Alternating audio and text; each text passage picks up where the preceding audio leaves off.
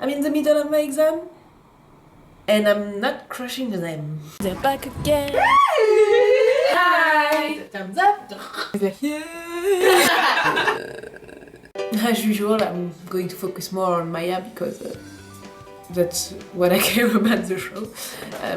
I'm not really interested by Riley's part. Sorry. So I was really happy that for once Maya got an A, and she was so glad to have it.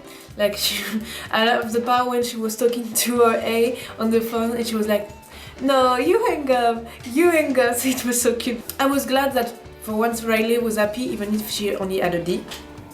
She was like, she was not like, "Oh, I have a D, so everybody must feel like crap because I feel like crap." She was happy for Maya that she got a A. So in the podcast, of course, I was happy to see that Luca was sitting next to Maya. That was a small victory for me because now that in class they're not sitting in front of each other, I miss my Luca interaction. Like this season, the writer are like, "Oh, it's such a good season, you will like it, you will love it," and all that. But I don't, because I don't have enough Luca interaction.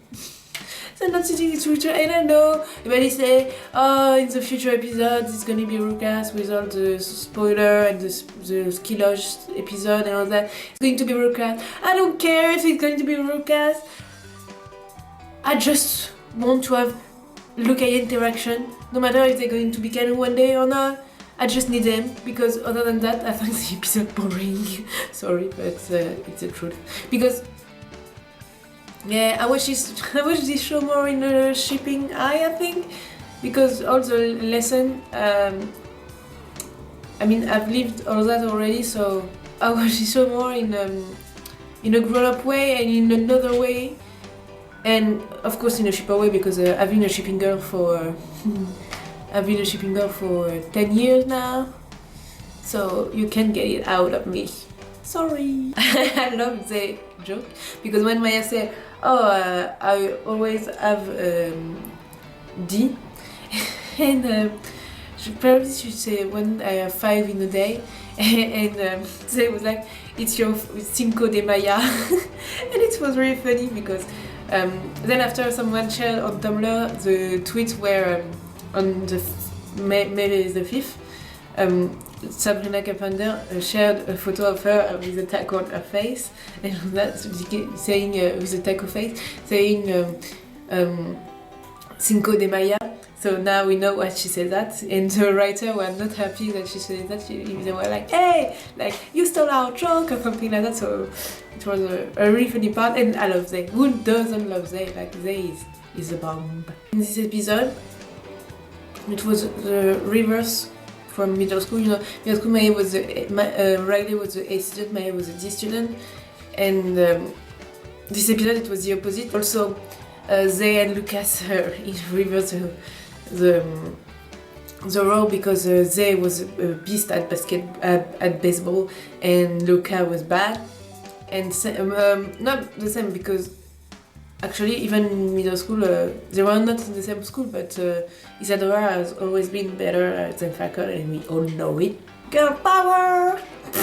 I also like the fact that at Riley's house, just because she got an A, like Topanga switched daughters, and she braided Maya's hair, and that. It was so cute, because Maya was so happy, and I miss her seeing happy. She's not always happy, and it was so cute that Topanga was like, "Well, of course it's not right, because she's Riley's mom, so if my mom did that, I would not be happy, I have to say." But it was cute that for Maya, for once, someone was there for her and congratulating her and all that. As usual, Maya, even if she's glad she had the A, she does everything for Riley to feel better. And Maya wants to, because of this A, she wants to raise the bar and to be better in high school, because she realized that what she didn't matter. That was also funny when she yelled at Falcon, because she was like, "You forced me to go there for nothing." And I also loved the part where they did the handshake with Zay at Riley's house, and the loser part and the winner part. So it was really cool, because for once it was the one that don't feel great normally, that were happy and that was on top of the world. So it shows that you're not always the bad one. You know, table turns, and also that there is a bad part in your life and there is good part in your life, and you have